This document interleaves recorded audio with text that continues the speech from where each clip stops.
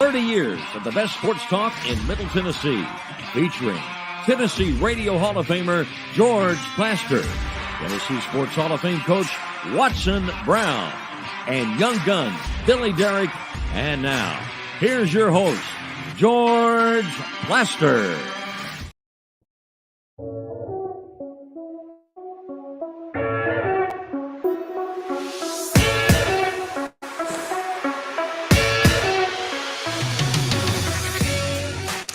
Hello again, everybody. It is always a good day to be at a ballpark. In this case, it would be First Horizon Park, the home of the Nashville Sounds.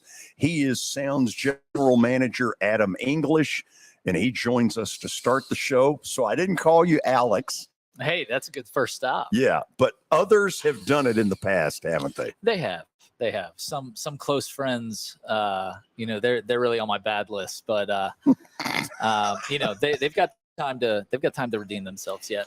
So first of all, thank you for taking the time to be with us. Of course. Iowa Cubs are in here. This is game 2 tonight of a 6-game set. I really like what minor league baseball has done with these 6-game series. It just seems, for travel, for get rid of Mondays, a lot of smart moves. I agree. I think, I'll be the first to tell you, I was skeptical when we first got this, this new format from Major League Baseball. It's been fantastic. I mean, I think you think of it from the player health and wellness side of things. They know they've got consistent Monday off days. They know they're starting on a Tuesday, going to a Sunday. Consistency for them. They can get their work and they can get in their routine. Baseball is such a game of routines. And then from a fan's perspective, you don't have to wonder. It's, starts on a Tuesday, ends on a Sunday. You get to see, the same pitcher twice in one homestand, which I think is kind of fun when you've got top prospects.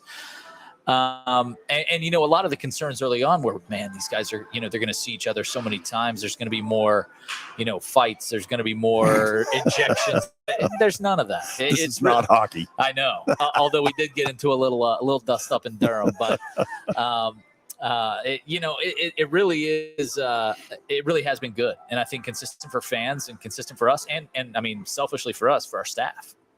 It looks like you all have picked up right where you left off a year ago as the number one attendance minor league team going. And I look around and you all have had great crowds again.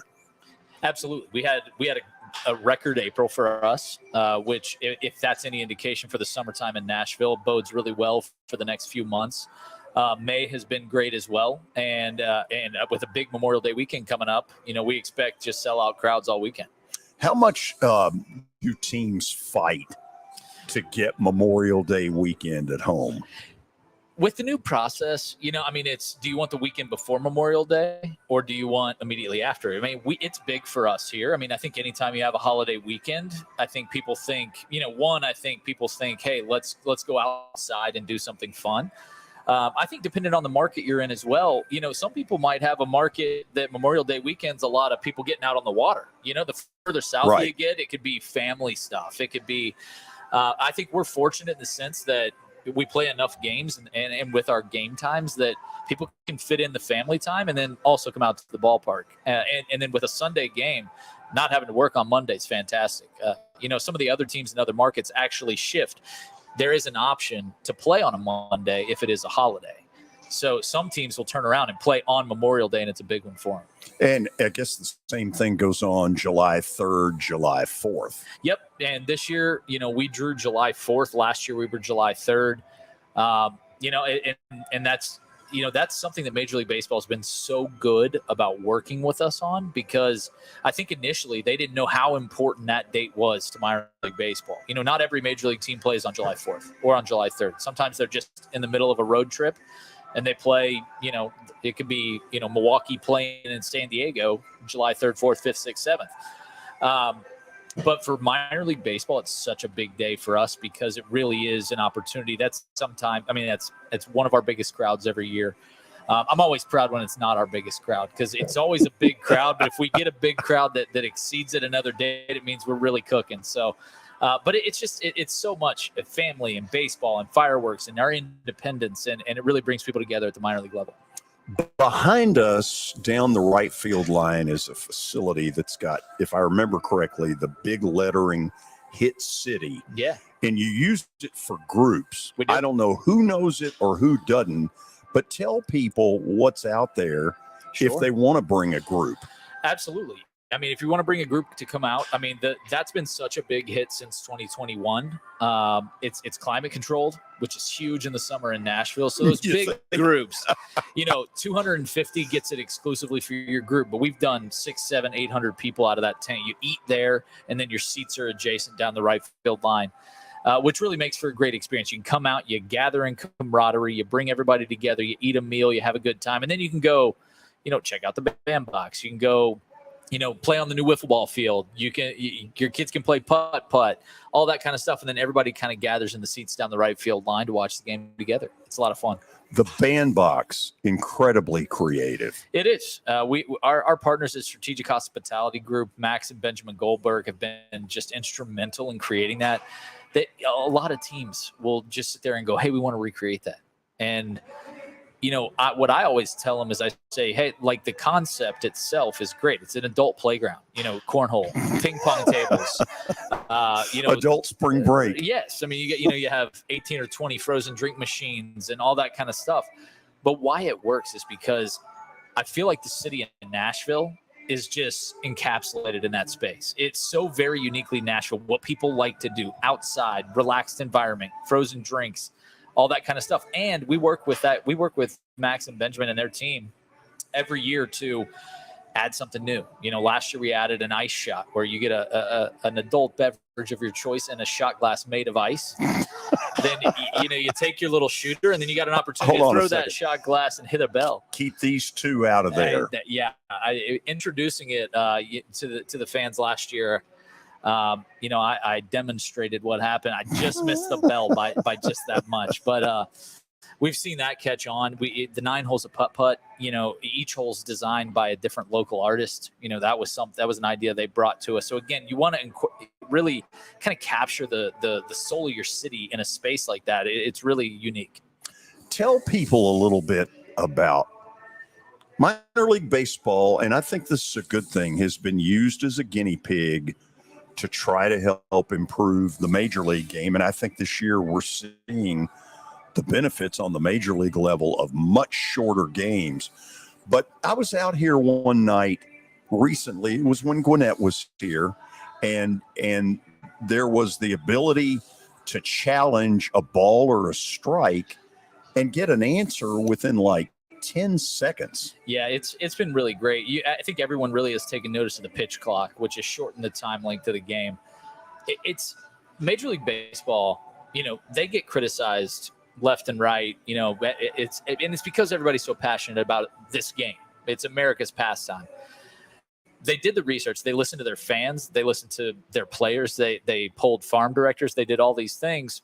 And the information that they came out of that was 2.5 hours. That's what that game time a fan wants to see. And so then it's, how do we get there? They also want to see more action. They want to see stolen bases. They want to see doubles, triples, all that kind of stuff. Now you're seeing the limit in the shift, the pitch clock at the major league level. They've tried all that stuff out in minor leagues. They have a development league. Try this stuff out before you just make a major change to a sport that people love so much, which is what they've done. And I think they've hit it on the nail on the head so far. The challenge system's awesome. And I do think ultimately, my personal opinion is that you will see the challenge system in Major League Baseball next year. Because right now we have Tuesdays, Wednesdays, Thursdays. Down here. Tuesday, Wednesday, Thursday, automatic balls and strikes. So there's no challenge. It's just they use Hawkeye. It's something, they use the technology. All the players get measured. They're using all this stuff that allow them to create a strike zone, and a pitch comes in, and you can see it on the board like you're watching on TV. Right. We have a graphic that shows you what kind of pitch it was, how fast it was, where it was, all that kind of stuff. And then Friday, Saturday, Sunday, we have the challenge system. And I always tell people I love it because I'm a fan of tennis, and I really like Wimbledon. But I think the Wimbledon or the U.S. Open, where the challenge system is, where the balls are going, the player raises their hand and everybody looks up to the board, and immediately they come in. They're called, in or out, right? And that's what it's done with the pitches. If there's a challenge from the pitcher, the catcher, or the hitter, the only three people on the field that can institute a challenge, umpire goes like that, and we have people working in our press box. Push a button, it goes straight to the board. Pitch comes in. It's either overturned or it's confirmed, and we move on. It doesn't slow the game down, and we get the big pitches right. And it'll be really interesting to see how they take all these rule changes and how they implement them in a Major League Baseball postseason. You know, I mean, can you imagine what fans would do if somebody gets, you know, a strikeout or a walk called on them because of a pitch clock violation in Game 6 of the World Series? We'll see what happens, but it's going to be exciting, and people are going to be tuned in to see it. It's funny you mentioned tennis because I was sitting right down below the first time I saw it, and I think it was on a Saturday night, and I was like, oh my God, this is Wimbledon. Is it in or out? Yep. And the key is, I think a lot of people are starting to see with the amount of things that you can challenge in NFL and college football and how much time it takes to get through that stuff. It's in basketball, especially college basketball, might have the biggest issues, but that's not just with how long they stop the game to get the call right. And look, I agree. It's important to get the calls right, but it's done here consistently. There's no arguing after the fact. It's just, you know, is what it is. And I think it's key to not break up the flow of the game when you're trying to shorten the game. You know, you kind of alluded to this.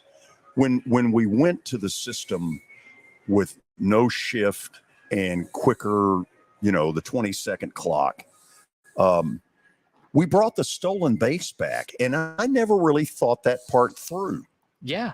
And also at the Major League level with limiting how many times you can throw over to a base, you know, a little bit bigger bases at our level, all those kinds of things. But stolen bases are awesome.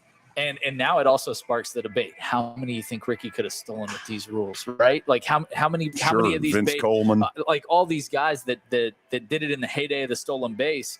You know, you got a guy like Ronald Acuna Jr. down for the Braves, who's on pace for almost 70. And you know, Ricky, I mean, would he have stole 100? Who knows? But it certainly has brought a lot of excitement back to baseball. Okay, this weekend, I know you've got fireworks on Friday. Yes, sir. What other stuff around the Memorial Day weekend? We have Hit City Saturday. We always have live music. It's always a great time out here. Sundays are for family. Sunday fun day. Come out here and have a great time. And honestly, it's just it's a great place to be on a holiday weekend. And we really are going to be a hosting place for people to come together, enjoy each other, enjoy their family, enjoy their friends, and enjoy some great baseball. I'll be out here some. I appreciate your visit. Absolutely. Thanks again for having me on, George. Adam English is the Nashville Sounds general manager. He and his staff do a really good job out here. If you have not been out to First Horizon, take the opportunity to do that over this Memorial Day weekend. I promise you'll have a good time. We'll go to the break. When we come back, Kelly Holcomb will join us from Murfreesboro. A variety of things going on. We'll check in with the SEC baseball tournament down in Hoover, Alabama. Stick around. This is the George Plaster Show. Year number 2 of the Plaster and Friends Celebrity Bowling Night was awesome. And the reason is really simple. I chose Strike and Spare, and they were amazing. They have great food, great bowling, and a staff that is truly ready to go the extra mile to help you. They have 5 family fun centers in the area to choose from. And for more info, go to strikeandspare.com or call them at 615-824-5685. How am I going to get to work? My car's totaled. Skylar, our team is making a call right now. We'll get you a rental car. Don't worry. That's a relief. Call us 24/7. We're here. We're going to help.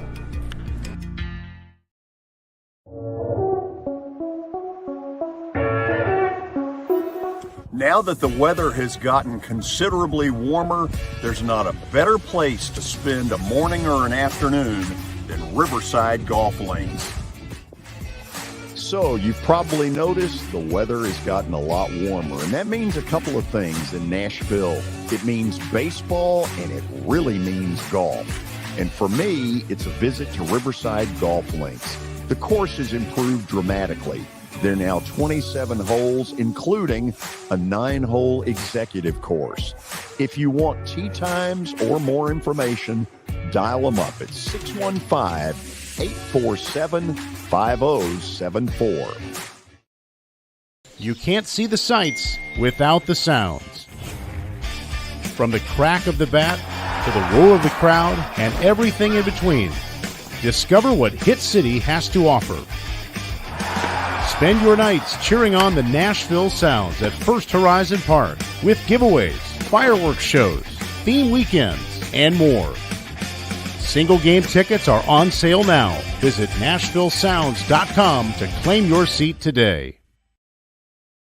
The much anticipated grand opening of X Golf is Thursday, June the 1st from 10 a.m. to 10 p.m. out in Bellevue, specifically 8137 Sawyer Brown Road at 1 Bellevue Place, right down the road from the theater. Now, we'd love to have you join us. Our show will be here live from 2 to 4 p.m. with the ribbon cutting ceremony at 5 p.m. Come on out. Would love to meet you and compare crummy golf games. If you're looking for a football camp for your son or daughter that stresses the fundamentals and doing things right, let me suggest the Hometown Football Camp. Here's former MTSU quarterback Wes Counts. The Hometown Football Camp is a youth football camp at Battleground Academy, June 19th through 21st. This is a working skills camp for young football players to learn proper technique and skills to prepare them for the upcoming season. Our coaches have won championships at both high school and college levels and are eager to pass along their knowledge. So if the young football player in your life wants to be successful this fall, send them to the Hometown Football Camp. Register at hometownfootballcamp.com. That's hometownfootballcamp.com.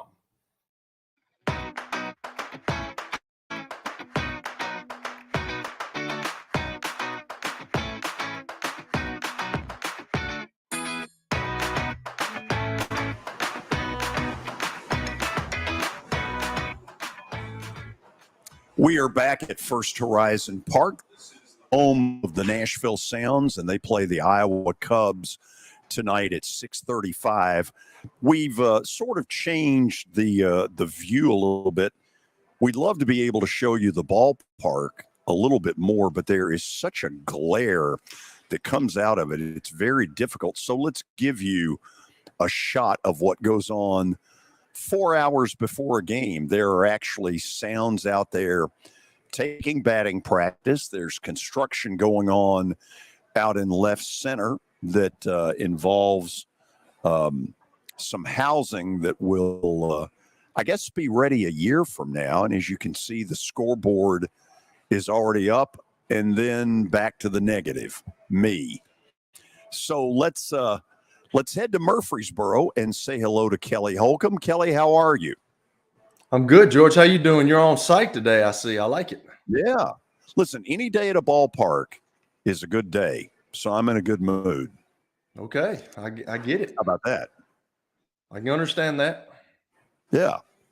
Tell you what else has me in a good mood. And remember, you heard this. Mike Soroka last night. The Braves at this point in the season sure look like a team that can beat all the patsies. They have been good enough to absolutely steamroll the bottom feeders. The teams way up here, not so much so. Padres gave them trouble. The Dodgers are now giving them a ton of trouble. There have been 2 or 3 others, and I wish I could think of them right off the bat. Anyway, Soroka, in my mind, is a key to solving their pitching staff issues. We had him on the show 2 weeks ago. David, what were the numbers were pretty lights out last night on him.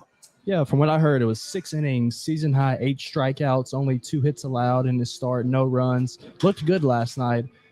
Season high, 96 pitches as well. So that pitch count going up, that's a big factor in getting him closer to making that debut in Atlanta. Kelly, he was either 4th or 5th in Cy Young voting at age 21. So you're darn right. I'm keeping really close tabs on him. I think it's just a matter of time now. It would not shock me before the calendar turns to June 1 that he's up there. So just remember you heard that. Georgia, I think you might need to try to be his agent. I mean, are you his agent? I might as well be. Look, there's no way if you follow them the way David does, the way I do. Mike Soroka was lights out. He was the ace of that staff. He's a huge part of that team. Yeah, and what he's gone through, gosh, I mean, twice rupturing Achilles tendons. And, you know, the rehab that goes with it. I mean, I wouldn't wish this even on a Dodger, for God's sakes. So, you know, what he's gone through is awful. I don't know. I've never heard, like, I guess it happens more than I know, but me keeping up with baseball now, like, that is an injury. Like, does that happen a bunch with pitchers having Achilles tendon tears?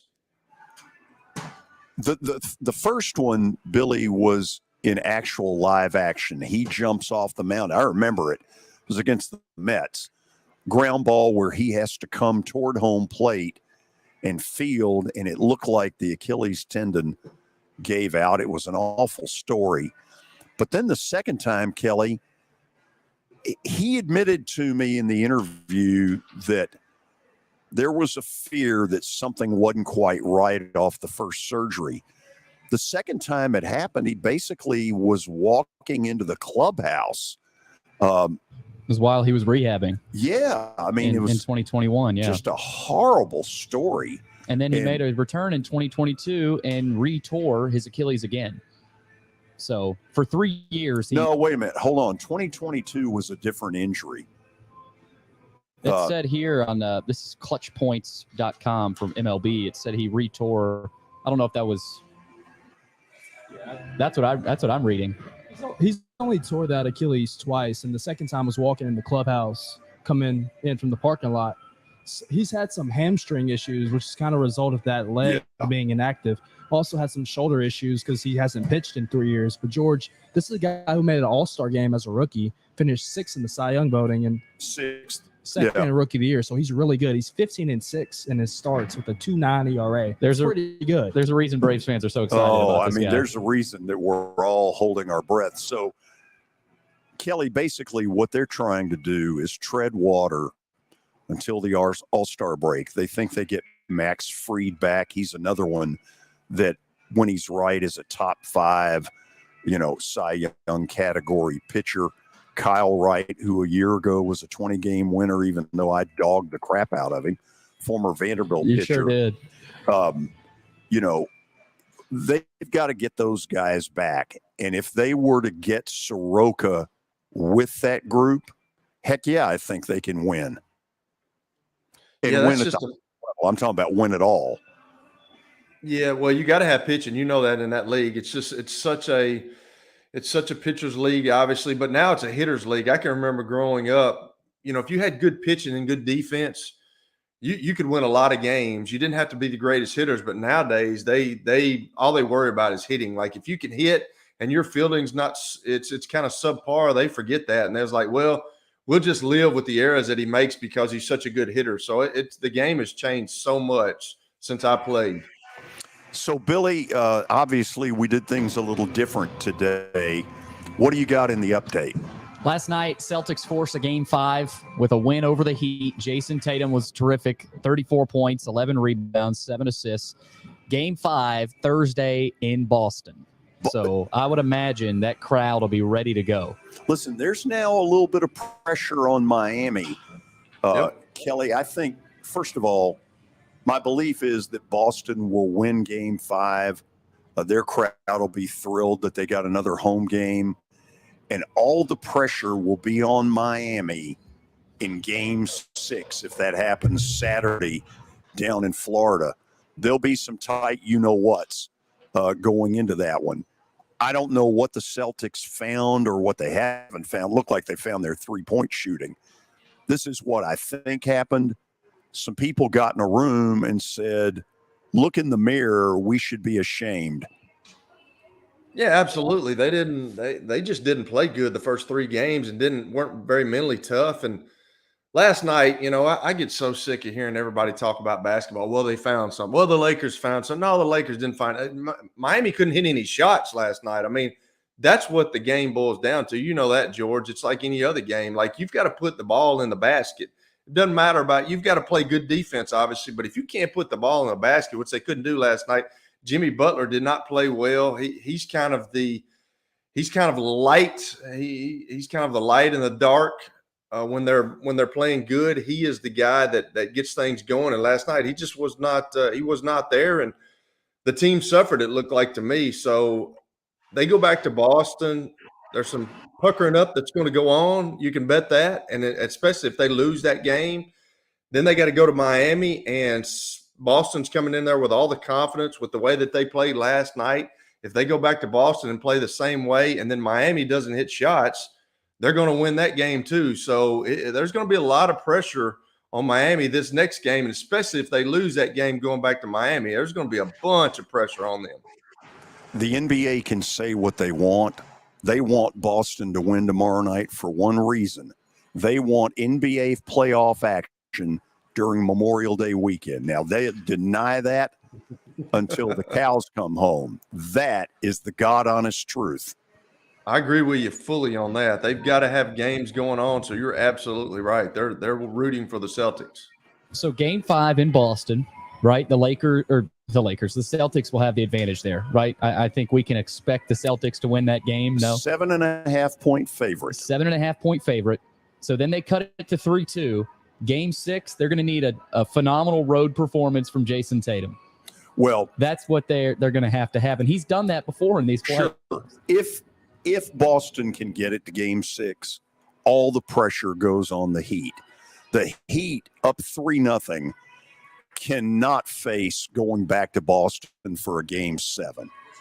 Would you rather be in the Celtics position down 3-1 right now, or the Heat with all the pressure on you? Heat. Because the Heat aren't a team that suffocates, right? I mean, they've pulled some close wins out. By the way, the last time Jimmy Butler did not come up big when it mattered, Nixon was in office. Expect him. I mean, but you got to look at the numbers last night. You don't expect them to shoot the 3 ball like they shot it last night with Duncan Robinson and those guys. I think they were like 8 for 22 or something like that. Plus, they're not a team that turns the ball over. That's why they're in the conference finals. And I think they had 16 or 17 turnovers last night. So you can't expect that on a night-to-night basis from the Heat, because they've showed throughout the year what kind of team they are. So you can expect a different team. I just don't know if it's going to happen in Boston. If Boston wins tomorrow night, does Joe Mazzulla keep his job moving forward, or do you still feel like he's on the hot seat if they go down in 6? He's on the hot seat, but it gives him, if it looks like they've got some fight, last night's the first time they look like they've had some spunk about them. And, that would be what I would fire a coach over, is if my team just rolled over, like Humphrey the Basset Hound. By the way, the last time Jimmy Butler didn't come up big. You already said this, George. Pat Riley didn't have his hair slicked back. When he was, 15? Yeah, how about that one? All right, NHL. You like that one? That was a good one. You thought I was coming back with the same old stuff. Yeah. NHL. By the way, do y'all notice in Miami, the PA announcer, when they get to 2 minutes, 2 minutes? Yeah, but there's more. He does. Dos. Yes. Dos minutos? No, he just goes dos. You can tell he really gets into 2 minutes, and then all of a sudden, dos. Watch it. If they go back to Miami, watch that. That'll be it. That'll be fun to watch. We got something to watch in Miami. All right. It's a bad update when I'm telling you about those. We got a lot to get to, George. Yeah, I'm sure we do. NHL playoffs last night in the Western Conference Finals. Vegas beats Dallas 4-0. They have dominated that series. And the Florida Panthers have also dominated their series. They look to go up 4-0. That means a sweep. So we could have 2 sweeps in the NHL. You all know about Jamie Benn and the cheap shot. Yes. Okay. Here's a suspicion Kelly, because this guy has a really good reputation around the league. Something went on Sunday in Vegas, and I don't pretend to know what it is, and he's not saying, but if I'm the commissioner, before I suspend him, I am picking up the phone and calling him and saying, listen, if something went on that we need to know about, now is the time to put up or shut up, because if you have nothing to say, you're not playing tomorrow night. It's hockey, man. Let him play. It's hockey. No. You're not letting him play, George? You're suspending him? Yeah, I mean, look, that's more of kind of a goonish kind of thing. That's not hockey. Well, sometimes that happens. I mean, I was talking this morning with somebody about Bill Laimbeer. They didn't realize Bill Laimbeer was as bad as he was, like sticking his foot underneath guys when they landed and trying to mess up ankles and things like that. It was dirty back in the day, and he was that guy. I mean, that whole Detroit team was, Isaiah Thomas. It's really amazing too to watch that, because I didn't realize Isaiah Thomas was hated as much as he was around the league. Like Michael Jordan and Larry Bird and Magic Johnson, those guys cannot, to this day, they cannot stand Isaiah Thomas. It's amazing that he did not get. He did not get put on that dream team a long time ago when they had the first dream team. It's just amazing. So sometimes you get guys that do thuggish things, and that's just the way they are. Jordan's story on Isaiah is that Isaiah tried to freeze him out at one. It may have been when he was a rookie, and he was part of the All-Star game, named to the All-Star team, and Isaiah supposedly put together a boycott where people wouldn't pass to Jordan. And when he figured it out, what kind of competitor Jordan is, I'm not sure he ever spoke to Isaiah. No, I don't think he has. I'm not sure he has to this day. It's crazy just watching The Last Dance and all that stuff, and how he just was not he was not well received by the stars of the league. It's crazy. What else, Billy? SEC tournament update. Yesterday, George, 3 straight shutouts for the first time in SEC tournament history. South Carolina beat Georgia 9-0. A&M beat Tennessee 3-0. And Alabama beat Kentucky 4-0. And in that Tennessee game, the Vols only had 1 hit. So they looked awful. They're most likely going to be a 2 seed in the NCAA tournament. D1 Baseball has them in the Coral Gables regional right now. So that's where Tennessee will likely be in the postseason. Alabama obviously shut out Kentucky. Watch out for the Crimson Tide. They look like a regional host right now. It's incredible the way they've responded after Brad Bohannon's firing. I mean, to come back after that, they're a talented team, a veteran group. So that's been fun and impressive to watch. Yeah, hold on a second. I'd like to put 250 on IUPUI.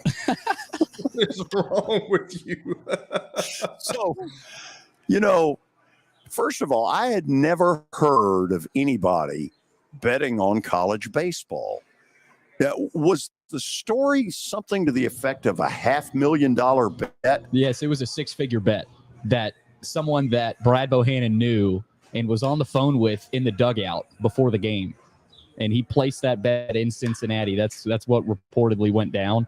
And the bet was against Alabama. We have not heard a whole lot from Coach Bohannon. No, we haven't. And In fact, we've heard nothing. Yeah, we've heard nothing. But credit to Coach Jason Jackson, their pitching coach, to step in and take over that program and just kind of let those players play. And if I was Coach Bohannon, you wouldn't hear anything from me either if I'd done something like that. I just disappeared. That's tough to bounce back from. $500,000 on Cuba. Also, late last night, Auburn beat Missouri 10-4. How late? Ended around, I fell asleep. I was trying to watch it, but I think it ended around 11:30, maybe close to midnight. That's nice. 4th straight win over Missouri for Auburn. So Mizzou is out of the tournament, and Auburn will maybe host, but probably a 2 seed somewhere. Today, George, it's been a beautiful day down in Hoover. Slight chance of rain in the morning, but they got through it. Mostly clear tonight for those games. Early game, LSU beat South Carolina 10-3. And right now, as we speak, Texas A&M leads Arkansas 3-0 in the bottom of the 3rd. So Arkansas is what, the 2 seed? The 2 seed, yep. Yeah, and they will host in Fayetteville. They got a huge stadium. It's beautiful. bigger than this. Yeah. It's, I want to say 12, 14,000. It's awesome. They call the Hogs. And they call their left field lounge area the Hog Pen. I don't know if you knew that. Nice. 5 o'clock approximately today, Florida and Alabama will go at it. Alabama had a lot of fans there last night. And then Auburn and Vanderbilt tonight around 8:30, probably closer to 9 o'clock. So, and Auburn probably will have a lot of folks there. Yes. It was perfect timing yesterday. Alabama played around 5 o'clock and then Auburn later at night. So it's great for those fan bases, right? They're not used to a lot of college baseball success, but their fan bases will turn out for a winner. So I'm happy for those two fan bases there. Last piece, George, college football piece of news.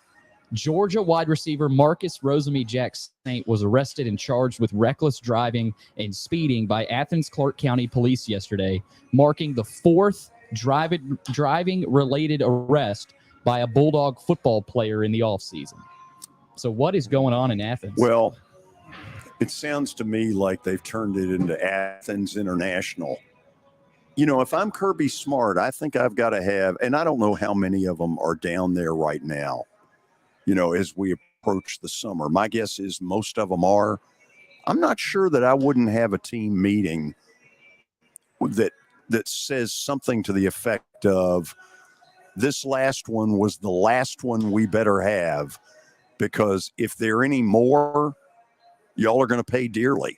I mean, I don't know what else, Kelly, I don't know what else he can do. It's babysitting, like you talked about, especially in the offseason. Guys, they're young. They're at a big school. They won the national championship the last 2 years in a row. They feel like they're high and mighty and they're untouchable. That's how you feel when you're that age and when you're in college sports and you're playing in the SEC football league. So, yeah, I'm with you, George. I think something needs to obviously be done. But this stuff, George, it's kind of like gambling. Stuff been going on forever. And with this social media, the way that things are now, you're not going to get away with anything if you're a young kid. And they like it when they find out that you are a college athlete and you're with the Georgias, the Alabamas, the UTs of the world, because there's a lot of people out there trying to make a name for themselves. But if you're Kirby Smart, you're the dad of the team, you're the coach of the team. And I mean, sometimes you have to help raise kids and sometimes you have to set them down and have a come to Jesus meeting. And it certainly seems like that is what needs to happen at Georgia. Well, and George, it kind of reminds me, we've talked a lot about the Marcell Ozuna situation in Atlanta. He was a beloved player, I think, sort of up until that moment, right? I think he might have lost a little bit of respect with the fan base, but it doesn't matter if you play for the Braves. The police department doesn't care about that. I mean, let me say this. This is one of the few things I really disagree with the Braves about. For Marcell Ozuna, that was problem number 2. His butt would have been out. I would not have, first of all, I would have kept Adam Duvall, but nobody asked me. I wonder why they don't ask me. So with that being said, George, like, this is Ja Morant's second offense. Would he be out? That's a good question. Speaking of Ja Morant, he put out a cryptic tweet, apparently. I don't know what he got TMZ's attention. Yeah, I don't know what he tweeted, but he had a welfare check, and apparently he's fine. So I don't know what in the world's going on with him. Listen, I think we all know that he's at a crossroads. You can call it what you want, but the guy's at a crossroads, and I don't know mentally right now what his situation is, but I'll say this, Kelly, it's getting close to the point where, if he weren't Ja Morant, if he were Peyton Pritchard, he'd be out. Yeah, it's turning into a sad deal, which I hope he wises up and stops doing what he's doing. He's got everything he wants. He's got money. He's got celebrity status. The guy's a really good basketball player, but God gave it to you, he can take it away from you too. So I don't understand a young guy acting like that. I've seen it happen. I've seen it happen when I was playing, George. There's been guys that they just cannot stay out of trouble. And I can remember Tom Moore telling me a long time ago, just shut your mouth and play ball and you can stay in it a long time. And he was absolutely right. Just do the right thing. Do what the coaches ask you to do. Keep a low profile. Be humble about everything that you do, and then go about your business. And you can make a lot of money and you can stay in the league for a long, long time. And it's kind of sad to see what he's doing right now. And he's on the verge. He's on that line right now. We've talked about it in length a couple of times, but he's on that line of messing his career and messing his life up. He's got somebody that is around him, that is close to him, a father figure, somebody with some status, needs to sit him down and say, hey, enough is enough. Oh, amen on that. After the break, Butch Samide will join us from Murfreesboro. I'm told he'll be at McKnight Park where softball activity is going on. We'll find out what all has been happening both today and last night after we left the air with the whole spring fling that continues to go on in Murfreesboro. Let's talk the Big Machine Music City Grand Prix. Okay. It's a little more than 2 months away. And as I've said during the commercial, I'm not going to try to fool anybody and act like a big Grand Prix expert. I'm not. Here's what I do know.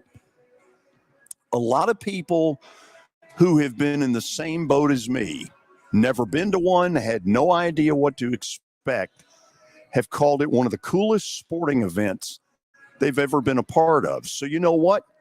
That's got my attention. I've already pledged I'm going to be there that weekend, August the 4th through the 6th. They have not only got great racing going on, but they have announced an absolute boatload of great musical groups that will perform over that 48-hour period. Check them out. Tickets are now available. You can go anywhere from general admission all the way up to the penthouse by going musiccitygp.com. Again, musiccitygp.com. And stay tuned. We're headed to Murfreesboro when we come back. As the trusted premier custom home builder in Middle Tennessee, Donnelly Timmons has over 20 years of experience in the industry. Whether you're looking to build your dream home or renovate your current home, their team will ensure that every client and every remodel is unique, luxurious, and completed on time within budget. Founders Dustin Timmons and Joey Donnelly have over 25 years of construction experience in the Nashville area. Together, they have completed projects in Forest Hills, Oak Hill, Green Hills, Franklin, and Brentwood. Dustin and Joey believe that communication is the most important aspect of all construction projects. Therefore, they personally manage each project themselves and are involved in job site activities on a daily basis. Their commitment to quality and integrity has earned them an outstanding reputation among their clients. Contact them to set an appointment for a free consultation or to view some of their completed projects. Give them a call at 615-456-7983 or log on to DonnellyTimmons.com. For over 35 years, Wilson Bank & Trust has been committed to providing customized banking solutions to help individuals, families, and businesses in Tennessee achieve their goals. As your full-service community bank, we are proud to offer loans with competitive rates, local decision-making, and fast, friendly service from our experienced lenders. No matter where you are on your financial journey, Wilson Bank & Trust is ready to help you take the next step. Visit your nearest Wilson Bank & Trust office or online at wilsonbank.com to get started today. Member FDIC, Equal Housing Lender. Family owned and operated for more than 2 decades, Alaco Fine Wood Floors is Nashville and Middle Tennessee's choice for premium quality hardwood floors.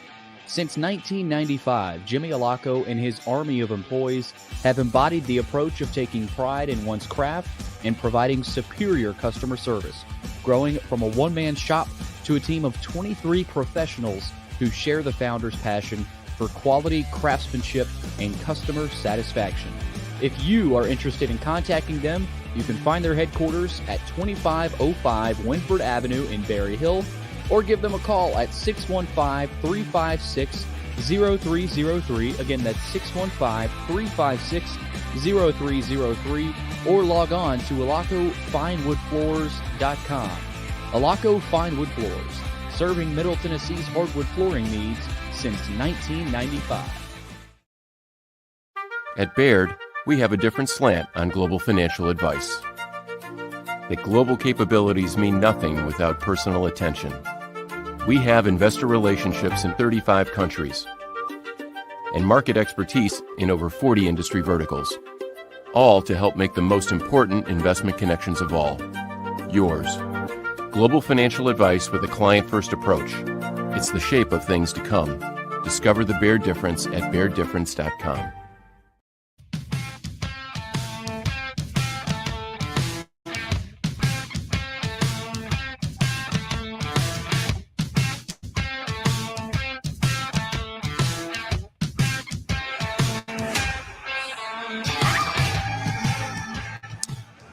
Well, our show originates today from beautiful First Horizon Park, which is the home of the Nashville Sounds.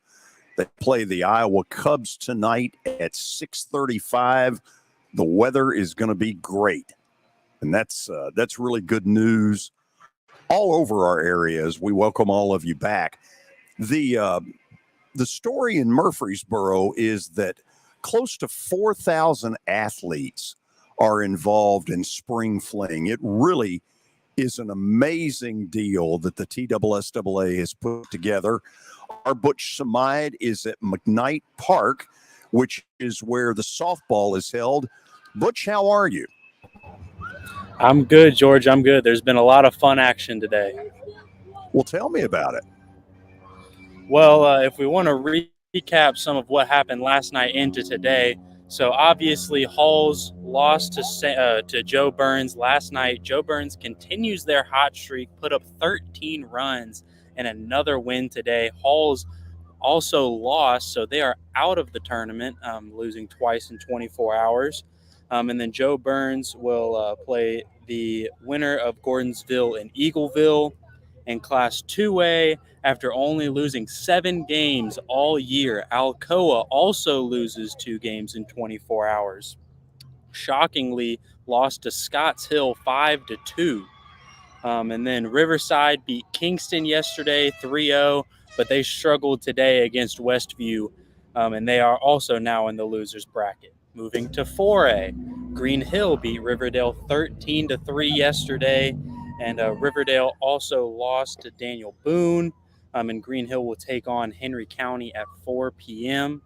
And then going to Division 2A and Division 2 AA, no upsets there. Everything's kind of, all chalk right now. Columbia Academy will face Silverdale later on today, and Tipton Rosemark will also play Baylor for a chance to go to the state championship game. So, Butch, that's obviously on the softball circuit. What else has been going on? What has caught you as you've been to all these different sites? Tell me a couple of things that have really been impressive for you.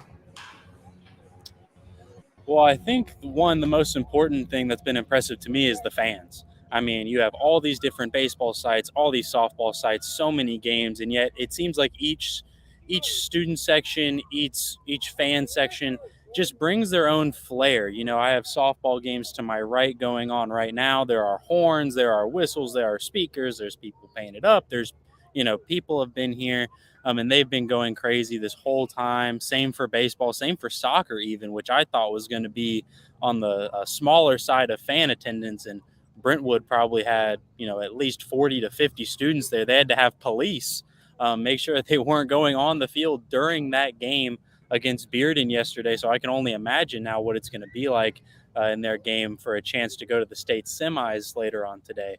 But yeah, it's certainly been the fans. It's been wild, and it's been a lot of fun to see. Well, it's a real tribute to what is going on, the fact that it matters enough that people want to show up. So what's going on tonight? What will you be doing after we get off the air here in a minute with you? Well, I'll make sure to tune into a lot of the softball that's going on today, but the big shocker today was Good Pasture. Good Pasture Baseball losing today to North Point Christian. So now they are going to have to play a second game against Silverdale, who they beat yesterday, for a chance to go on to the state championship game. But not only that, if they beat Silverdale for a second time, they'll have to play North Point Christian again and beat them twice if they want to win the state championship. So I'll definitely be keeping my eye on that tournament. There's a lot of soccer, a lot of great soccer going on later today. Brentwood plays again, this time against Bartlett in their second Battle of the Bees in their division, this state tournament. And yeah, there's just so much going on. It's hard to keep track of everything, but I'm doing my best. Billy, why were you such a hater on Good Pasture? I'm not a hater on Good Pasture. No, you appear to be. But, I mean, they lost. That's a game they should have won, right, David? That's a rematch of the state championship game from last year. They beat North Point. So North Point's a good team. They're in South Haven, Mississippi, so I don't know how they're playing in Tennessee high school. Which is weird. Butch, do you have any intel on that? I don't have any intel. Union? I have none there.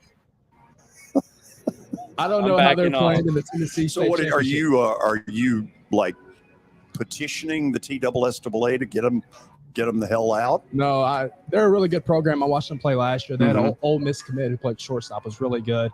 Good Pasture's going to have to dig their way through the losers bracket. But tomorrow, you win tonight. You play tomorrow in the state championship at MTSU, a great setting, and you go from there. But you got to turn the page real quick. Did it hurt to watch Billy? The glee. It was as though he had just gotten a present. I want Good Pasture to win. It means a bold-faced lie. It means a happy David. We get a happy David on the show. That is such a bunch of Ask him if anybody from Father Ryan is down there. Is anybody from Father Ryan down there? There is nobody from Father Ryan down here. There is not a single Father Ryan fan. So here. are they ineligible? I mean, what happened?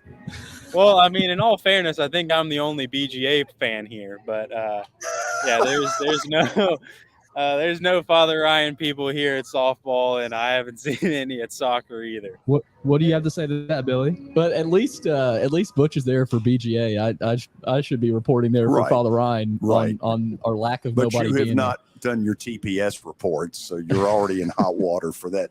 Let's bring Kelly in real quickly to see if he'd like to share anything about Good Pasture. Kelly? Yeah, no, I'm out on the Good Pasture deal. And you know what? It's funny that you say that about the Mississippi school, because I forget what school it was, but I was doing a state championship game and I raised the same question. There's a team that is down there that made the state championship game in football, and they're a Mississippi team. And I'm like, how are they in the TSSAA? But there's some, I don't know. It's crazy something. I don't understand it, but it's really weird. Butch, have that answer for us at your next report. Hey, and I want to know something. I want to know something, Butch. Like, okay, so I've got to go on that side of town. Is the traffic still crazy? Do I need to bypass all that? Because I know there's a lot of fans, and I know yesterday, because I know where the Siegel soccer field is, and I know where McKnight Park is, and it's right down the street, and you said it took you like 30 minutes to get there. So is the traffic still really bad? The Butch traffic report. We're not hiring him for a damn traffic report. I'm trying to find out for me. I've got to go on that side of town, George. We don't care. There's Butch again. He's back. Butch, can you give him, just make up some traffic thing. Tell him to use 65 South and be done with it. Oh, he's froze up again. I think he's expired. We do have a Wi-Fi report, though, and I don't think it's very good. No, it doesn't seem to be. Okay. And you know, George, you know whose fault that goes under? That's Billy's fault for this. That's my fault for some odd odd reason. reason. Him not having the proper equipment, dude. That's your fault. Me at First Horizon Park, it's my fault. Butch and Murfreesboro is more connected. Okay. Billy, in the story in the hour with this heartwarming story. Yeah, so Cincinnati baseball is in their conference tournament right now, and they just got notified that 2 of their coaches have been fired during their game today. They've been relieved of their duties and they're investigating them for. They just listed it as internal. It's an internal investigation on them, whether it's betting, whether it's whatever. They both got relieved of their duties during their conference tournament game today. So that was, that'll end this segment on a good note. So, okay. I mean, one of them's going out to the mound, maybe the pitching coach, and then somebody follows that guy out and says, "Oh, by the way, you're fired." I just saw a tweet about it, and yeah, they were both fired during the game. Right in the middle of the game, Cincinnati announces that assistant baseball coach Kyle Sprague and director of operations Andy Nagel have been relieved of their duties. I bet that was good for team unity. Yeah, it will be interesting to see whether there was a reporter there. What two coaches, are they? Is it a pitching coach, a hitting coach? Or this volunteer assistant? But that's a wild story. So hour number 1 is in the books. We'll get back with Butch Samide around 3:30 this afternoon with another report, and we'll find out, did the Mississippi school secede from the Union? But first, we're going to go after the break, stat of the day, where we'll probably bomb, and then to Kelly's World of Football, which today we'll get into the college game, and specifically the SEC. Who's playing who? Stick around. We're back to the ballpark in a moment. Hey, thank you for meeting with me today. The insurance company has made an offer. Already? How? They've offered you the entire policy. Thank you, Blair. You're so welcome.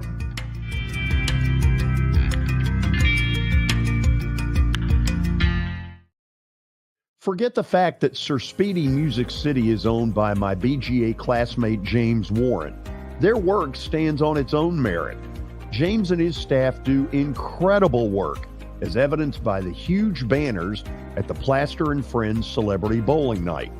If you're looking for quality to help your marketing and business communications, and you want it at a reasonable price, these are your folks.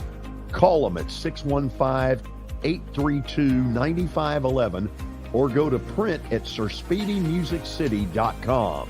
And be sure to tell them Plaz sent you. This is my buddy and former Nashville Sounds PA announcer Eric Berner. I always laughed in the old days at Greer Stadium when I would walk in, Eric would immediately play my favorite song, Van Halen's Jump. But then I learned he actually has a real job with Rockcastle Wealth Advisors. Yeah, George, that's what I do. I help people in the pursuit of making their money live as long as they do. Everybody's situation is different, so I use a customized and individualized, personalized approach to the person I'm working with. Old 401ks, retirement planning, insurance planning, inheritance planning. Those are things that people like to get some more information about. One of the things I find is people don't even know where to start, and that's where you come in. Yeah, so I can usually help people with an initial phone call or meeting that is a no charge and no obligation. And I'll bet you have a phone number and a website. I do, George. They can call me at 615-235-1058 or rockcastlewealth.com or Eric at rockcastlewealth.com.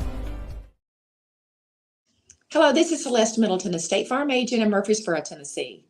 I want to help my neighbors and local businesses be proactive and assess their risk before something unexpected happens. We want you to have a thorough understanding of your coverages to have the best protection when you need it. We can create a personal price plan for you. Our team has over 70 years of experience helping people in Middle Tennessee. We have an awesome team with integrity and provide honest and prompt communication, and we love what we do and genuinely care about everyone we work with at our office. Give us a call at 615-895-2700. Send us a message at celestemiddleton.com or walk in at our office at 803 North Thompson Lane in Murfreesboro.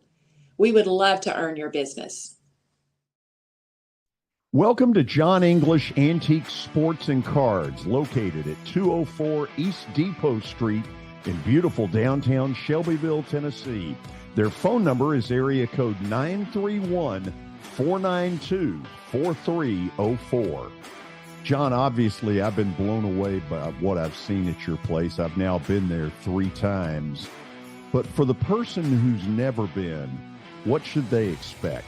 Well, we have a 3,000 square foot store, George. Half of it is vintage cards in all sports, and then half of the store is, a lot of people call it the museum, where there's a lot of early equipment and just the history of sports in general: baseball, football, basketball, golf, tennis, and other items. When somebody comes in there that you know is a big sports fan, what is their normal reaction? Well, I think that they're pleasantly surprised, and of course, being in Shelbyville, Tennessee, which is a small town that you would never expect a shop like we have to be in. So they're kind of, I don't want to say blown away, but as I said, pleasantly surprised.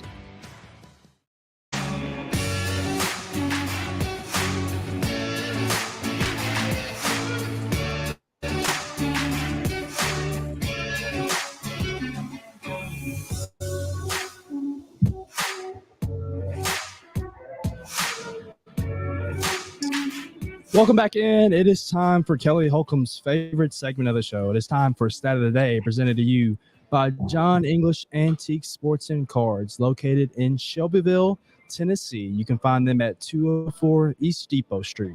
They're open during the week, Tuesday through Friday from noon to 5, and on Saturdays from 10 a.m. to 5 p.m. So give them a call at 931-492-4304.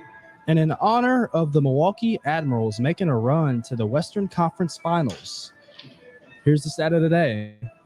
Got it from a good friend of mine, Tanner Bailey, so shout out to him. The Milwaukee Admirals defeated the Texas Stars to reach their first Western Conference Finals since 2006.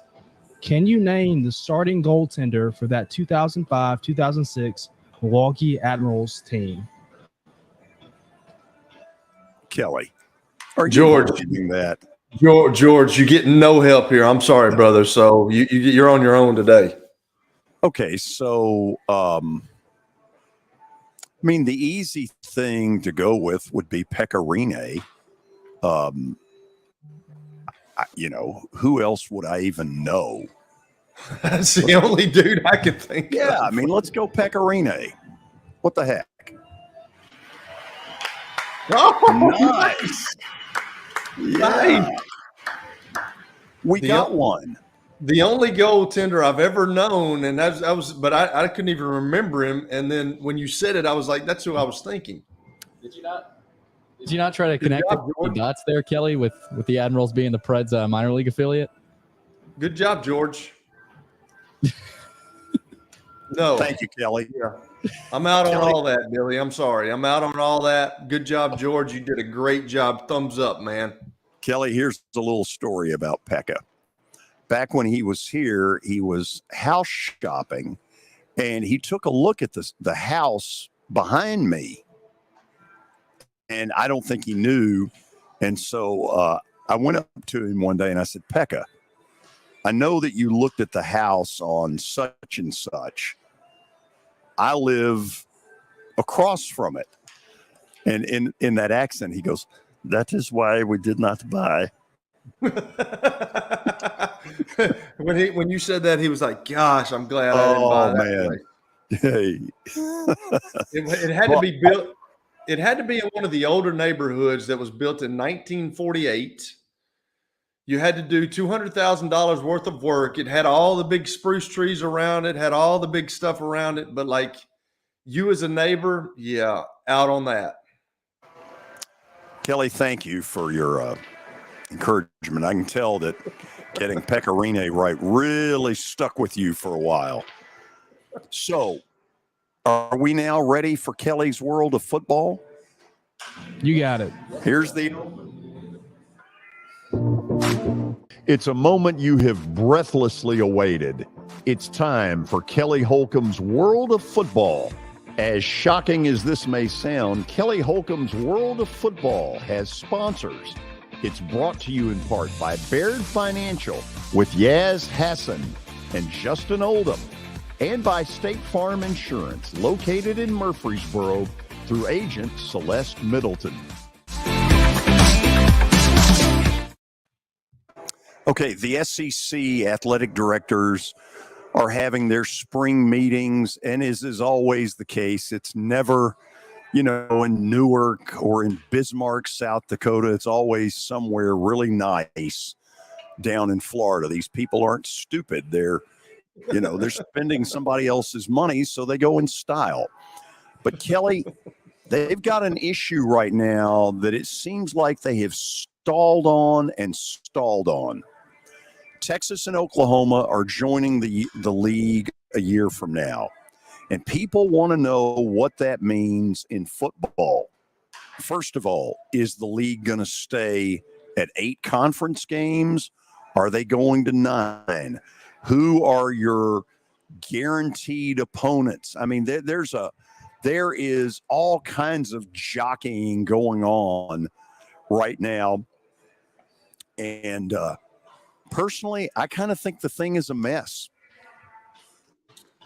Yeah, just reading on the stuff, George, you're absolutely right. They wanted to wait before they did the scheduling and on all the games because there was so much information that they didn't have. And then Greg Sankey said, we're glad that we did that. We got so much more information now. But Oklahoma and Texas are coming into the league in 2024. They don't get to play this next season. They're going to have representatives at the meetings, but they're not going to get to vote on anything. So, it's funny because Nick Saban has always talked about having 9 conference games, and now he's kind of backtracked of having 8.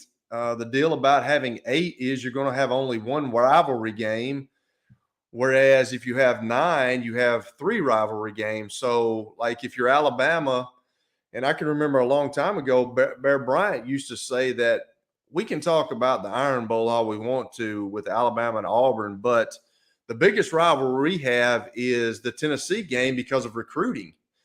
And I can remember, talking to Coach Thompson about that. He couldn't stand UT.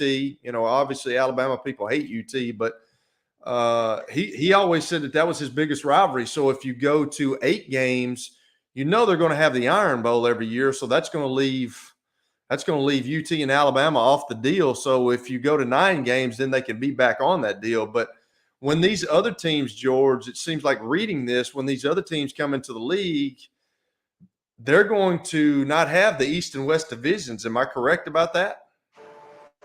Billy, that is true, isn't it? They're going to bag the divisional stuff. Yeah, that's true. Yep. 16 that's what I thought. teams. So it's all going to be – they're all going to be thrown into a pot, and they're going to play – they're going to have these games every so often, like a year and then maybe 2 years. But I don't know how they'll schedule the deal. So it's there's a lot going on with the SEC. And then, I know we're about to talk about the realignment deal with maybe the ACC. We talked about that the other day. I know you're going to get into that, but I just don't see how that can happen right now. So there's a couple of things, and the SEC schools are not the only ones that are watching for this decision. First of all, the UL Monroes of the world. I make fun of UL Monroe because the last time they got an SEC team at home, the president was like Millard Fillmore. Okay. They don't ever get anybody at their place. They are always the designated whipping boy, and they walk away with 500,000-600,000 or $1 million or whatever, get the crap beat out of them, and then go home. But Kelly, the truth of it is those kind of schools need the SEC to stay at 8 because that's how a lot of them make their athletic budgets work. That's absolutely right. MTSU does, Middle does that a bunch. They're going to play Alabama this next year, so they're going to get paid for that. But you're absolutely right, George. I go back to what Coach Donnelly said to me a long time ago. He said they're going to be 5 big conferences, but the way that, there's one article that I read, like what happens if the ACC, there's so much disgruntled guys in the ACC right now. What if that, and I don't see how that can go away. I don't think that's ever going to go away. But if teams are, talking about the revenue sharing and all this, and they're disgruntled about that, I mean, this thing could get nasty. But you're absolutely right, George. Like if they go to 5 big power conferences, well, what does that do to the middles of the world? What does that do to the westerns of the world? What does that do to the Louisiana Monroes? Because I said it the other day, I don't know how many weeks ago it's been, but you can see something coming on where if you do have these big conferences, they're going to go to an all-conference schedule, which I don't think those coaches would want. I know the Nick Sabans of the world wouldn't want that, because you have to have a rest. And if you're bringing in all these new teams, like if you're already getting Texas and Oklahoma into your deal, well, if you turn around and you get Florida State, you get Clemson, and then maybe Miami comes and North Carolina comes, like there's no time to rest for anybody. So you're going to have to be playing that schedule every year, and you get no breaks. And that's kind of like the NFL. I don't know if you want college. I think college football and the NFL, it's kind of merging, but like you still want it to be college football. And if you do that in a big league like that, and you just play guys in the same league, and you don't have any teams like an off week, like a Louisiana Monroe, where you can get some guys healthy and you don't have to play your starters for long. I mean, that kind of hurts these big schools. So, and it hurts the smaller schools because they're not getting paid. So there's a lot that's going to go on in the next 2 or 3 or 5 or 10 years, George, that I don't know where it's going to go, and it's going to be interesting to see. I'm a smaller school guy, and I love Middle Tennessee. That's where I'm from. I'm an alumni, but like, where do the Conference USAs, where does the Sun Belt, where do all these conferences go if they split off like that and they just have these 5 big conferences? I don't know. So Kelly, to sort of answer, think about 18 months ago, whether the SEC approached Texas and Oklahoma or whether it was the other way around. How different would the sport be today if Greg Sankey, who a lot of people think is the most powerful voice right now in college athletics, if he had said to those 2 schools, listen, there's no question we'd be a stronger conference if we took you, but it will cause so much haywire around the country that for the good of the sport and the good of the game, we're not going to do it. Now, that may be incredibly naive on my end to believe that could ever happen. But Kelly, the real answer is the SEC is every bit as money grubby as the NFL. They don't give a damn about middle. They don't care about whether it's good for the sport or good for the game.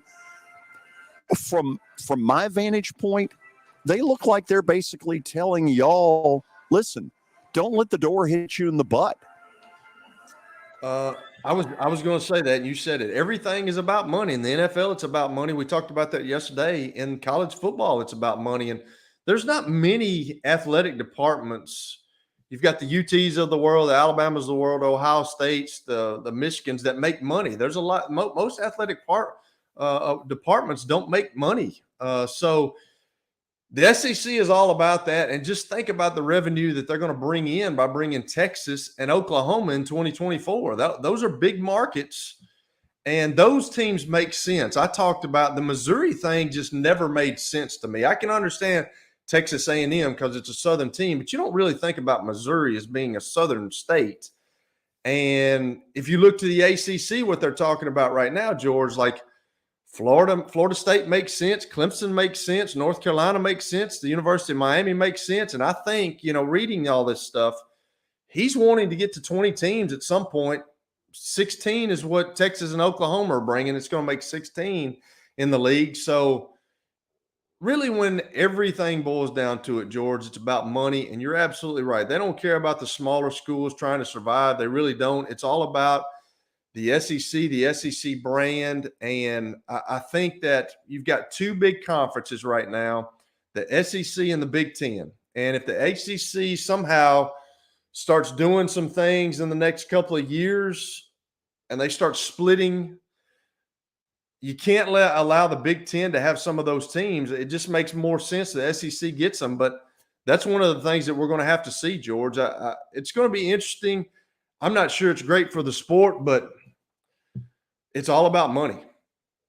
That's all it is.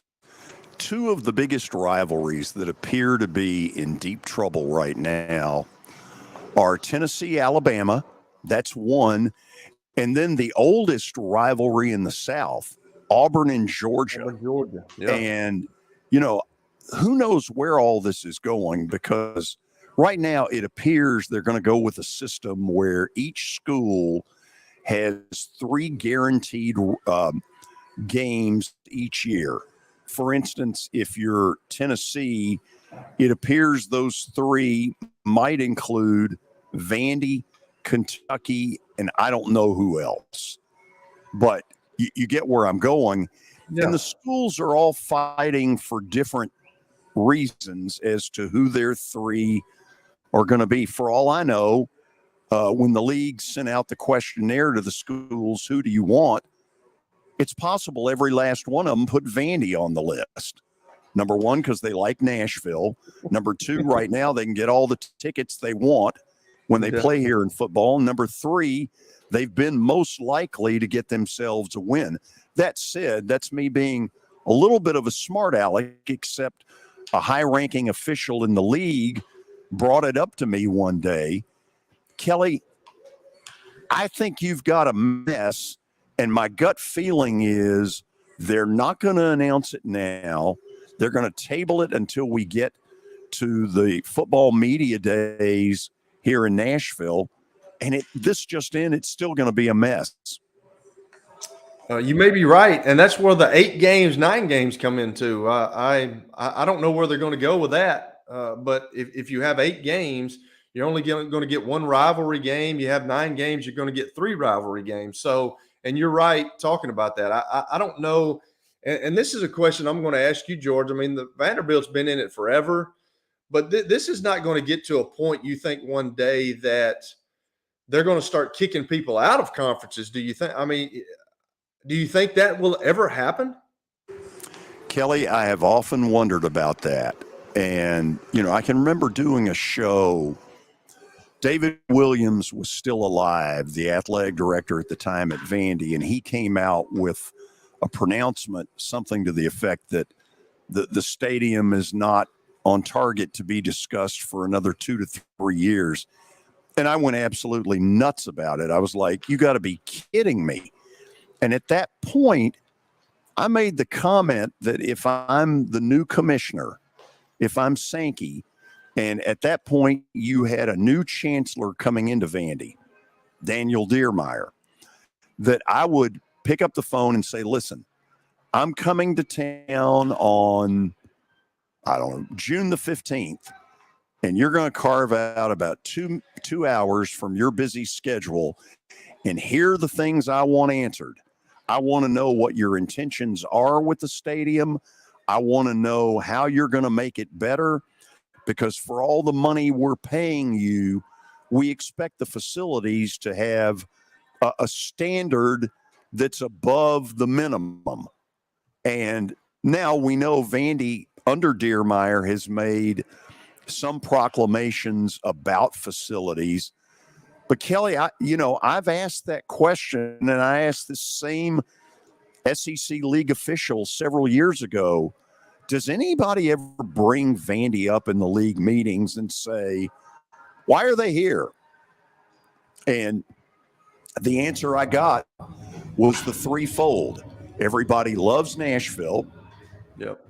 Clearly the best city in the league by a mile. By a mile. Secondly, they like the fact they can get all the tickets they need when they play in football. And third, at that point, a win was pretty close to a guarantee. Yeah, I've always wondered that myself. I understand Vanderbilt, but right now the team that's really doing it is the baseball team, the Vandy boys. They used to have a really good basketball program. The girls were good, but that's kind of fallen by the wayside now. So I thought I would bring that question up. Now I will say this: I've got a good friend who does broadcasting, and he's gone there. And I didn't realize this, George, because Vanderbilt's a private school. It costs quite a bit of money to go there. So he was telling me that when he went to practice, he said they have to run that practice a lot like an NFL practice. Now they've got more numbers than NFL guys do, obviously, but it's not very many. But you go to all these public schools like in Alabama, like a UT, where you can send a guy that's a walk-on. Well, there's not many people that are walking on at Vanderbilt because of the expense that they have to pay. And they have to treat practice like they have to like some of the starting O-line have to service the defense, which is really crazy to me. So there was a lot of things going on at Vanderbilt that kind of opened my eyes with that. I know obviously academic-wise you have to be just not letting anybody in there. Now, I know you talked about one coach that they were allowing some people in there, but that hadn't gone on since he was there. So it's just it's amazing to me. And I went to a recruiting visit down there with my son, and it was against Georgia. And you're absolutely right, George. They love it because that whole stadium was filled with Georgia folks. There wasn't many Vanderbilt folks there. I feel sorry for Vanderbilt a little bit, but I really like their coach. I really like Clark Lee. I know I'm going on a rant here, but I really like Clark Lee. He's one of the only guys that wanted that job, and I think he's doing a really good job. He beat some teams last year that nobody expected him to beat, and if he can get some guys in there that people kind of overlook that they can develop, he might have something going at Vanderbilt. I don't know. We'll have to see. And Vandy is Vandy, right? They will never, ever get the respect that they might deserve. Heck, even during the James Franklin era, they were still, oh, this is luck of the draw. The SEC East is bad. So Vanderbilt is always going to have this rap. But also, I mean, they're one of the founding members of the conference as well. So I think a lot of people forget about that. Now, whether that matters nowadays, who knows? But also the academic factor. I mean, does the GPA of the conference go up with Vanderbilt? Yes. So maybe that factors in as well. You mentioned Nashville, George. I mean, what I think there's a lot of road fans that would be upset if Vanderbilt left. They don't get that trip to Nashville anymore. So there's a lot of factors that go into it that some people might sort of gloss over originally. Listen, I don't know that anything has ever come up in meetings. I don't know if anybody ever openly says it. Does it get talked about behind the scenes? Absolutely it does. Now, here's the one thing I know, Kelly, about Clark Lee. I think unlike the previous staff, which I think was a pretty lazy recruiting staff, I think this staff has worked their butts off. Yeah. Now, how far down was it when they got it? It was pretty down. If you remember, that was a year in COVID where all you played were conference games. And so they went 0-10. And I think the whole league sort of saw oh, wow, we don't need to be doing this, nothing but conference games. We'll beat each other, to a pulp. Right. And so I think that's one of the reasons that you're not hearing as much yapping about 9 games. I have no doubt that Nick Saban, after going through that, even though Alabama prospered, said to himself, boy, if we have to do this every year, this isn't going to work. Well, it's like the NFL. Every week you never know who's going to win every week. I mean, we got the Alabamas and we got the other teams, the Tennessees of the world and the Floridas of the world, but it's a dogfight every week. And when you're in college, you have to have, I know they get an off week, but you have to have some easier opponents where you can get guys some rest. They're not in the NFL yet. They're young men. They're still growing. And that takes a toll on guys. And I can understand where Nick Saban's coming from because I would only want to have 8 games. Now I know he's talked about 9 games before, but I would only want to have 8 games, 8 conference games as well. But I'm just afraid that if they go to these big mega conferences, it's all about money and people want to watch TV, but they don't want to watch the Alabama play Louisiana Monroe, or they don't want to watch those other things. It could be going to that, and they could have no choice. I've always thought the real answer, because what ends up happening a lot of times, the November 20th week, the week before all the rivals play each other, that's when all the cupcakes arrive. Yep. Then obviously in September, you got a bunch of cupcakes. I've always wondered if the league needed to sit down with each of the schools and say, okay, we're trying to spread the cream puffs out. Alabama, and they would never do it for public consumption. Alabama, your cream puff is September the 6th. Mississippi State, yours is the 13th. Vandy, yours is the 20th. Tennessee, yours is the 27th. Now, you don't ever publicize that, But instead of having a week where all your games are cream puffs, if you're able to stagger it a little bit, that also would help it. Now, what I believe is going to happen, I think they're going to stay at 8. I don't think they're going to 9.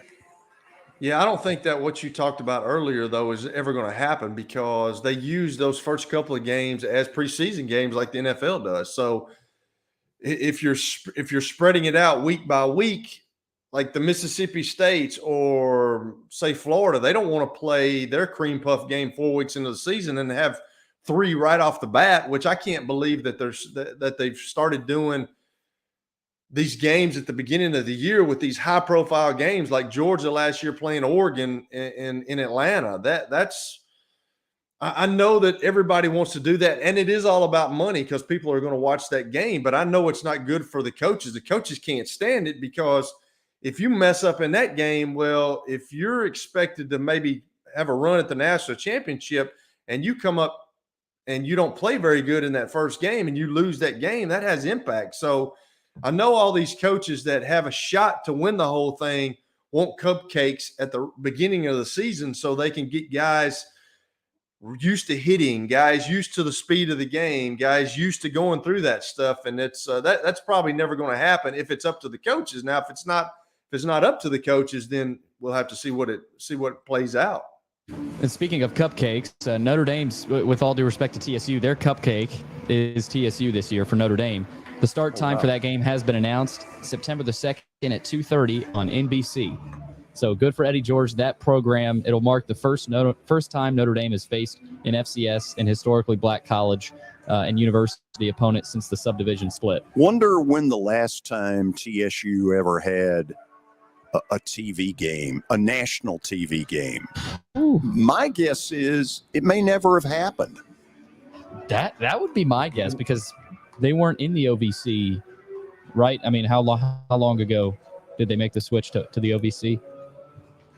Or have they 10, 12 years ago? Right. So, I mean, without 15 years ago, I don't have it in front of me. Either way, I know we got to go to the break. Kelly, I think TSU was TSU not in the OVC when I played? Yeah, probably so. So it's a little longer than I thought. Yeah. Okay. We'll go to the break. When we come back to First Horizon Park, we'll take it back out to Murfreesboro. Butch Samide will join us, and we'll get an update on Brentwood and Bartlett. Big soccer game going on in Spring Fling. Stick around. How am I going to get to work? My car's totaled. Skylar, our team is making a call right now. We'll get you a rental car. Don't worry. That's a relief. Call us 24/7. We're here. We're going to help. Year number 2 of the Plaster and Friends Celebrity Bowling Night was awesome. And the reason is really simple. I chose Strike and Spare, and they were amazing. They have great food, great bowling, and a staff that is truly ready to go the extra mile to help you. They have 5 family fun centers in the area to choose from. And for more info, go to strikeandspare.com or call them at 615-824-5685.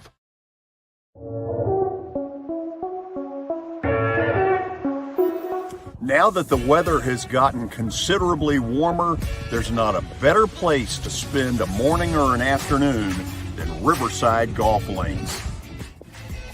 So you've probably noticed the weather has gotten a lot warmer, and that means a couple of things in Nashville. It means baseball, and it really means golf. And for me, it's a visit to Riverside Golf Links. The course has improved dramatically. There are now 27 holes, including a 9-hole executive course. If you want tee times or more information, dial them up at 615-847-5074. You can't see the sights without the sounds. From the crack of the bat to the roar of the crowd and everything in between. Discover what Hit City has to offer. Single game tickets are on sale now. Hello, this is Celeste Middleton, a State Farm agent in Murfreesboro, Tennessee. I want to help my neighbors and local businesses be proactive and assess their risk before something unexpected happens. We want you to have a thorough understanding of your coverages to have the best protection when you need it. We can create a personal price plan for you. Our team has over 70 years of experience helping people in Middle Tennessee. We have an awesome team with integrity and provide honest and prompt communication, and we love what we do and genuinely care about everyone we work with at our office. Give us a call at 615-895-2700, send us a message at celestemiddleton.com, or walk in at our office at 803 North Thompson Lane in Murfreesboro. We would love to earn your business.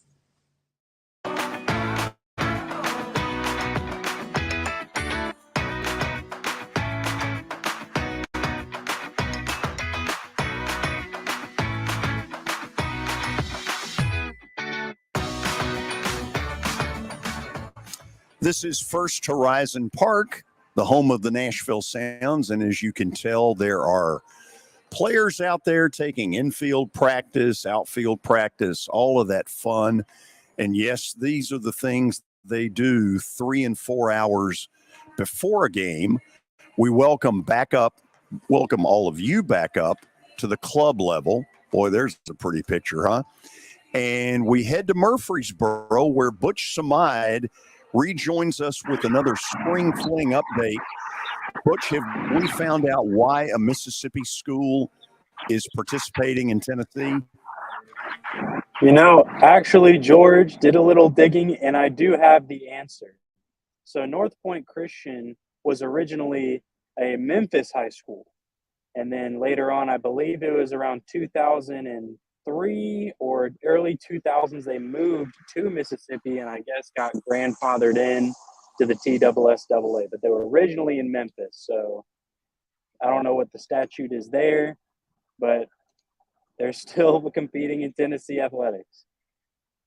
Good work on your end. So tell us what's going on since last we talked to you. Well, since we last spoke about an hour ago, CPA beat Christian Brothers in soccer 1-0. NBA versus Baylor is looking like it's going to go into penalty kicks, so that's going to be exciting. And other than that, there really hasn't been much else. Softball's kind of winding down until we get into the later losers bracket games. Same with baseball. So we're just kind of waiting until that next wave. Kelly, I know you wanted a traffic report. I would be leaving pretty soon after the show. There's a lot of games starting at 4:30, so it'd be a shame if you got caught up in that. But other than that, I would say it's been a great day of sports. Getting to watch all these different things, all these results pouring in, and then tonight there's going to be a lot of really fun games. What is if somebody were coming out there and they don't have a dog in the hunt, what's the event you would recommend that is can't miss? All right, so this was a little bit of a surprise, but I would go to the Class A Soccer State Championship, where undefeated Madison Magnet is going to be taking on Gatlinburg Pittman. And Gatlinburg Pittman won me over yesterday. They are 15-8 on the season. They were supposed to be one of the worst teams in that tournament, and they came out yesterday and they delivered. They scored multiple goals in the first half, and they did not surrender that lead for the rest of the game. You know, for me, they were the most fun team I saw yesterday, and I watched all of Brentwood and Bearden yesterday, two of the great soccer programs in Middle Tennessee. Also, by the way, I did a little bit of digging. That's Bearden's earliest state championship exit since 2017. They had been in the state final 3 years in a row, and Brentwood beating them in the first round was huge for the Middle Tennessee soccer landscape. But yeah, I would point to that Madison Magnet, Gatlinburg Pittman game. If Gatlinburg Pittman comes out and play the way that they did yesterday, I have no doubt that they can give Madison Magnet their first loss of the season. So who's the best athlete you've seen? Ooh, you know, I can't remember his name, but it was the captain for the Bearden soccer team. he was electric. He was their striker. And man, there were so many times I got a little bit of a scouting report from one of the parents. He actually started Bearden, had a pink hair craze as team bond for the state tournament. They all dyed their hair pink. All the starters did it. The ball runners did it. Some parents did it. Some siblings did it. And he was the one that started that tradition. And when I tell you, there was a ball that came down the sideline and he trucked the defender. I don't know how it was legal. I thought they were going to give it a red card or something. He just bulldozes the guy, and he almost scores. If it wasn't for a great save made by the Brentwood goalie, that would have tied it. And who knows what happens 1-1. But, man, that was one of the best plays I've seen from anyone at any level of soccer. Well, I know the pink hair certainly made him proud. Kelly, would you have let your kid have pink hair? Well, he obviously started a trend. I don't know. I don't know if mom would do that, but he obviously started it. So if everybody got involved, he's the guy. Okay, Butch, what else would you like to leave us with? Yeah, so if I could just leave with a couple of updates. Tonight, you will have obviously Good Pasture playing in their losers bracket game, a rematch against Silverdale. Also, on the softball side, if I had to highlight one more game to come, in 3A, Saudi Daisy, a top 10 Max Prep ranked softball team, faces the underdog McNary Central at 5 o'clock tonight. And the loser of that game just so happens to be playing Gibbs, who's 36-4 on the season, who shockingly lost their first round game earlier today. So, if you're McNary Central, you might be looking at playing one top 10 team and then having to turn around and play another top 10 team. But if they can somehow beat Saudi Daisy, you're having a potential state championship matchup tomorrow at 10 a.m. In the losers bracket, which would be crazy to say the least. Butch, great work. Thank you so much. Look forward to a couple more reports tomorrow. All right, George, Kelly, thank you. Butch Samide reporting live from the Spring Fling in Murfreesboro. Right at 4,000 athletes have descended on the city, and it really is a cool event. By the way, Ronnie Carter is going to join us on Friday to talk about how this whole thing came about. Whose idea was it? How difficult is this logistically to put together? And Kelly, my gut feeling is the answer is really hard. Well, that's crazy because you're having Ronnie on Friday. I mean, I couldn't ask him any questions because that's what I was going to ask him. Can you imagine when they started this, all the organization you've got to do for a whole county? You've got to get all the high schools involved. You've got to get all the baseball people involved. Track and field is crazy. I was going to ask Butch, you need to send Butch to a track and field competition. You need to make him stay over there for all day. I don't know if you've ever been to one, George, but it's like 6 hours and there's so much downtime. It's unbelievable. So I don't know how they organize the track and field, let alone this whole spring fling. It's pretty amazing. Kelly, I think the thing that I've learned in events like this, you've also got to have a massive amount of volunteers. My guess is that Murfreesboro, surrounding areas have probably volunteered hundreds of people to help see that this thing works. By the way, Billy, looks like you got something. What do you got? Yeah, a little nugget today from the spring fling. Russell Venozzi from Main Street Preps reporting that it was a busy day for CPA senior and Vandy football commit London Humphreys at spring fling. He had baseball at Wilson Central.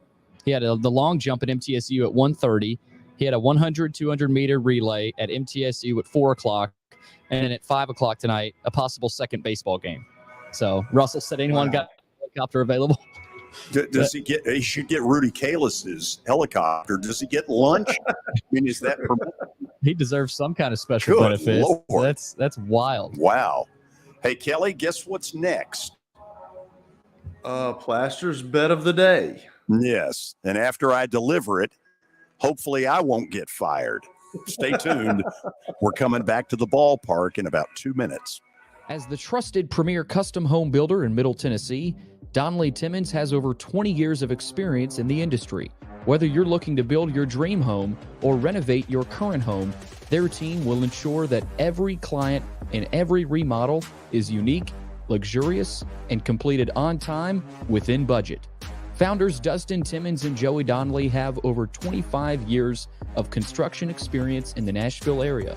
Together, they have completed projects in Forest Hills, Oak Hill, Green Hills, Franklin, and Brentwood. Dustin and Joey believe that communication is the most important aspect of all construction projects. Therefore, they personally manage each project themselves and are involved in job site activities on a daily basis. Their commitment to quality and integrity has earned them an outstanding reputation among their clients. Contact them to set an appointment for a free consultation or to view some of their completed projects. Give them a call at 615-456-7983 or log on to DonnellyTimmons.com. You know, starting to save for your future doesn't have to be difficult. Let Wilson Bank and Trust help tone up your financial goals this year. Our certificates of deposits or CDs can help your money work harder with our competitive rates, earning you more than ever before. WBT checking options allow you to earn rewards you can really use, like a high interest rate or cash back on check card purchases when you meet some e-banking qualifications. Visit your closest Wilson Bank and Trust office or online at wilsonbank.com to get started today. Member FDIC. Family owned and operated for more than 2 decades, Alaco Fine Wood Floors is Nashville and Middle Tennessee's choice for premium quality hardwood floors. Since 1995, Jimmy Alaco and his army of employees have embodied the approach of taking pride in one's craft and providing superior customer service, growing from a one-man shop to a team of 23 professionals who share the founder's passion for quality craftsmanship and customer satisfaction. If you are interested in contacting them, you can find their headquarters at 2505 Winford Avenue in Berry Hill, or give them a call at 615-356-0303. Again, that's 615-356-0303, or log on to alacofinewoodfloors.com. Alaco Fine Wood Floors, serving Middle Tennessee's hardwood flooring needs since 1995. At Baird, we have a different slant on global financial advice. That global capabilities mean nothing without personal attention. We have investor relationships in 35 countries and market expertise in over 40 industry verticals, all to help make the most important investment connections of all, yours.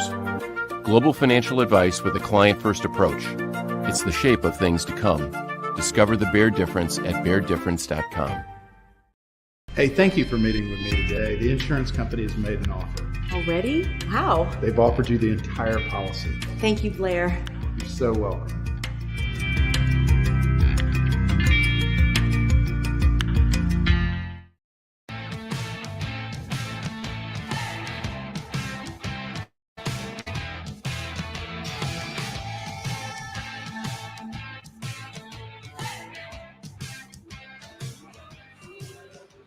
Okay, let's give you one final shot of First Horizon Park, a good look at it with batting practice and fielding practice underway. This beautiful park will be very busy between now and Sunday. The Iowa Cubs have 5 more games in here. Tonight it's 6:35, and hope a bunch of you can make it out. The forecast for the next 4 or 5 days is absolutely incredible. Billy Derrick, thank you for the good stadium shot there. Let's turn it back over to David because we have important information. Yeah, George, it is time for Plaster's Bet of the Day, presented to you by Bart Durham Injury Law Firm. They are, simply put, the best in the business. They are lawyers you can trust. So give them a call at 615-242-9000 or log on to bartdurham.com. And for last night, for George, it wasn't a good night. Whatever. 0 for 2 for George last night. Yes. Whoa. Wait a minute. Hold on a second. Why are you laughing? Because I think it's funny. I would too if it were you. Here's what's bad. I wasn't close on either one of them. The Stars game was over about the time the woman said, "and the home of the brave." They dropped the first puck. It's 1-0. It's 3-0, 4 minutes in. What the heck? It's over before it ever starts. There are people in the Metroplex who didn't even get there, and the thing was a blowout. Miami, who knows? I know this. If it goes back to Miami for a game 6 Saturday, there will be some puckered up you-know-whats. Well, that's what makes what Denver did in closing the Lakers out so cool, because it's human nature. When you're up 3-0 to go in and be flat, and that's exactly what happened to Miami. They thought, hey, we can just show we're up 3-0. We can go out here and we can play around. And they didn't play good. They didn't hit any shots. They turned the ball over. That's what happens. You got to stay focused, and that's what makes what Denver did so astonishing, because they finished the Lakers off. They were down by 15, and they could have said, hey, forget this. They finished that thing off, and they swept the Lakers. Kelly, do you root for George in these, or do you root for his demise in these? No, I don't root for George, not at all. Sometimes I feel sorry for him, but like last night I saw the Florida Panthers, and I was like, yeah, not a good pick, George. No, it was Dallas last night. Oh, excuse me, Dallas. Is that who you picked? My bad. Know what team you're talking about. Whatever. Okay. I mean, it's a whatever. You lost. I knew that you had lost, so I was like, that wasn't a good pick, George. It was 0 for 2, and you were thrilled. Okay, there is no NBA game tonight, so it's either Major League Baseball or the NHL. I'm going NHL. Bottom line is this: until Florida loses, you got to keep taking them. Florida at home tonight for the sweep. And the NHL's not real happy because they've got 2 series that have both turned out to be dogs. Florida's up 3-0. Dallas is up 3-0. NBA's already got a problem. Vegas is up 3-0. Thank you, Billy. So that's what happens when you talk about me. See, that's what happens. If you hang around dogs long enough, you will get fleas. That's right. That's when I saw Kyrie Irving go shake hands with LeBron, that's immediately what I thought of is LeBron's going to have fleas. Anyway, we're going Florida tonight. God bless them. Get the sweep. Get it over with. I need a win. We'll see you tomorrow back at the beautiful Ford Ice Center in Bellevue. And don't forget, a week from tomorrow, the grand opening of X Golf just down the road from Ford Ice. We'll broadcast from there, and we would love to have a bunch of you come out and be with us. Kelly, guess what prize I'm going to give away that day? Wouldn't have a clue, George. How about a collector's item? How about a gold shirt? No. Oh, that'd be great. No. Give him a George Plasters bowling night shirt, please. You've got to. That's not it, Kelly. Give him 2, and you know what the 2 are for. Kelly. Yes, I do. That's pitiful that you said that. Kelly, I'm going to give away a collector's item, a plaster bobblehead. Oh, yeah. Circa 2006. Worldly renowned bobblehead of George Plaster. Nobody give him 2 on those as well. Because I know you've got a closet. Wants it. I'm sure you've got a closet full of them that nobody wanted. It's not quite that way. Some of them, however, have got problems with the hands, and so you end up looking, you kind of have one of these looks about it.